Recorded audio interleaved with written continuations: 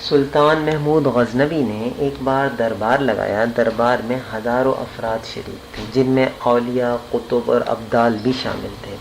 سلطان محمود نے سب کو مخاطب کر کے کہا کہ کوئی شخص مجھے حضرت خضر علیہ السلام کی زیارت کرا سکتا ہے؟ سب خاموش رہے۔ دربار میں ایک غریب دیہاتی بیٹھا تھا۔ وہ کھڑا ہوا اور کہا کہ میں زیارت کرا سکتا ہوں۔ سلطان نے شرط پوچھی تو عرض کرنے لگا 6 مہینے دریا کے کنارے چلہ کاٹنا ہوگا، لیکن ایک میں غریب آدمی ہوں، مجھے میرے گھر کے اخراجات آپ کو اٹھانا ہوں گے۔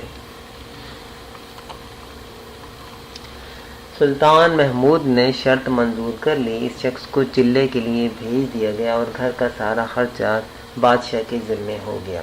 6 مہینے گزرنے کے بعد سلطان نے اس شخص کو دربار میں حاضر کیا اور پوچھا تو دیہاتی کہنے لگا حضور کچھ وظائف الٹے ہو گئے ہیں، لہذا 6 مہینے مزید لگیں گے۔ 6 مہینے مزید گزر جانے کے بعد سلطان محمود نے پھر دربار لگایا اور دربار میں ہزاروں افراد شریک تھے۔ اس شخص کو دربار میں حاضر کیا گیا اور بادشاہ نے پوچھا میرے کام کا کیا ہوا؟ یہ بات سن کے دیہاتی کہنے لگا بادشاہ سلامت، کہاں میں گناہگار اور کہاں حضرت خضر علیہ السلام، میں نے آپ سے جھوٹ بولا، میرے گھر کا خرچہ پورا نہیں ہو رہا تھا، بچے بھوک سے مر رہے تھے، اس لیے ایسا کرنے پر مجبور ہوا۔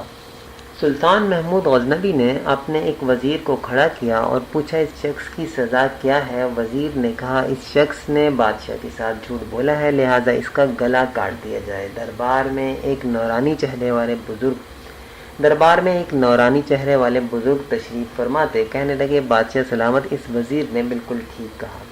بادشاہ نے دوسرے وزیر سے پوچھا آپ بتاؤ؟ اس نے کہا کہ سر،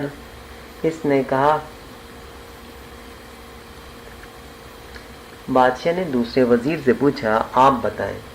اس نے کہا کہ جناب عالی، اس شخص نے بادشاہ کے ساتھ فراڈ کیا ہے، اس کا گلا نہ کاٹا جائے بلکہ اسے کتوں کے آگے ڈال دیا جائے تاکہ یہ ذلیل ہو کے مرے، اسے مرنے میں کچھ وقت تو لگے۔ دربار میں بیٹھے اسی نورانی چہرے والے بزرگ نے کہا بادشاہ سلامت، یہ وزیر بالکل ٹھیک کہہ رہا ہے۔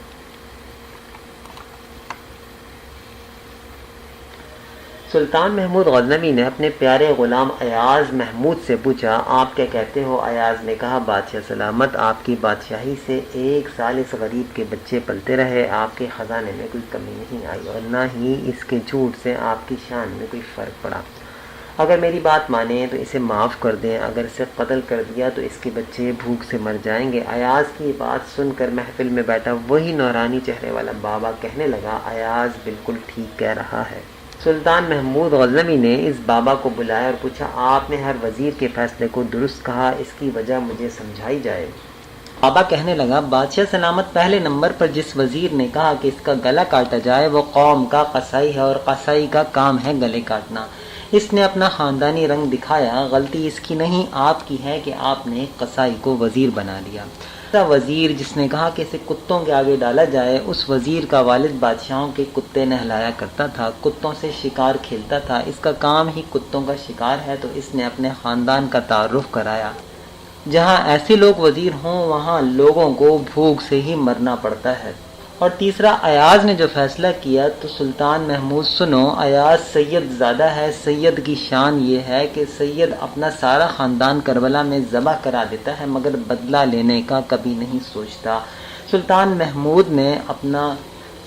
محمود اپنی کرسی سے کھڑا ہو جاتا ہے اور ایاز کو مخاطب کر کے کہتا ہے کہ ایاز تم نے آج تک مجھے کیوں نہیں بتایا کہ تم سید ہو؟ ایاز نے کہا کہ آج تک کسی کو اس بات کا علم نہ تھا کہ ایاز سید ہے، لیکن آج بابا جی نے میرا راز کھولا، آج میں بھی راز کھول دیتا ہوں۔ سنو اے بادشاہ